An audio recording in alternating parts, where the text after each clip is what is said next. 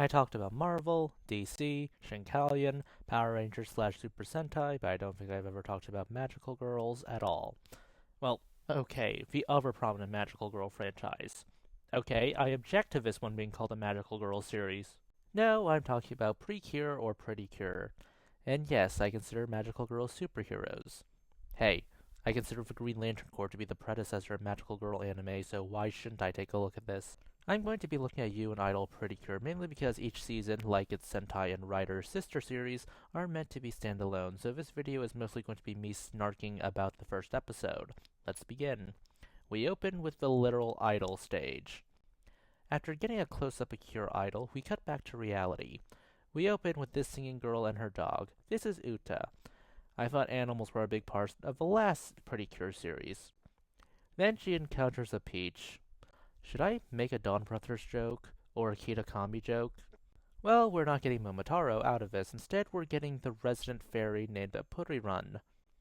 After the opening, we see Uta flee from the mysterious fairy, who is currently on top of her dog, and she's not noticing that, to Cafe Glitter.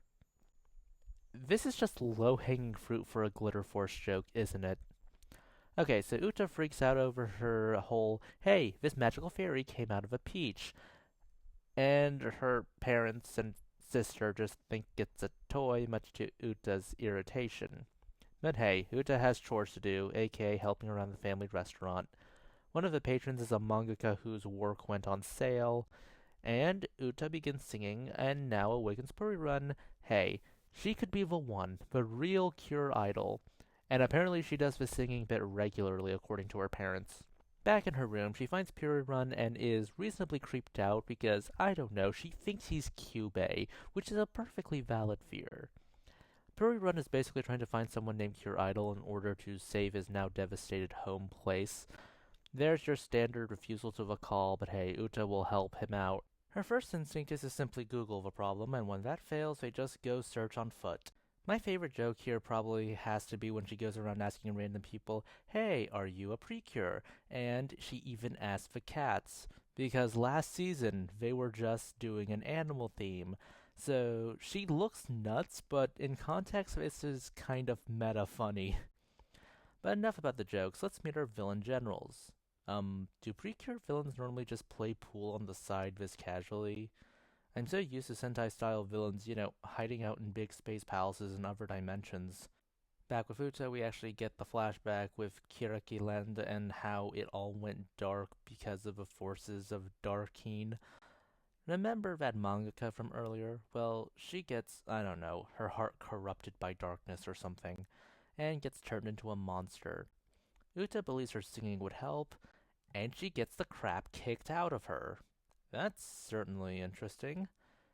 I don't think Power Rangers would be the type to beat up a 13-year-old girl, or at least an ambiguously 13 or 14-year-old girl. But hey, she gets the right to call herself Cure Idol now because fairy magic. After a massive transformation sequence, she proceeds to wonder what the heck just happened. And I'm not sure if this is standard PreCure fare or not, but I love the detail of her trying to jump out of the way of danger only to jump way too high. And more importantly, she does the Deku thing and realizes she has legs and uses those legs to kick the monster. And as for the finisher, she puts on a performance, forces her opponent to cheer for her, and then smashes a pillar of light on top of it. Does this constitute cruel and unusual punishment? Probably. Cure Idol gets one of these things, which will probably be a seasonal MacGuffin. The mangaka is okay, and Uta gets the daunting revelation that she is indeed Cure Idol. This episode felt like a blast from the past, even though I didn't grow up watching PreCure. In fact, I didn't know it existed until this decade. I think it's because this show is made by Toei, who did make some things out of my childhood, like Digimon, and their adaptations were also a part of my childhood, such as Magi Ranger becoming Power Rangers Mystic Force under Saban. I find Uta hilarious. I do love she looks like she's going to fight the magical fairy toy here. And I do love the joke about Uta spending all her money on idol-related stuff, something I'm sure parents will relate to.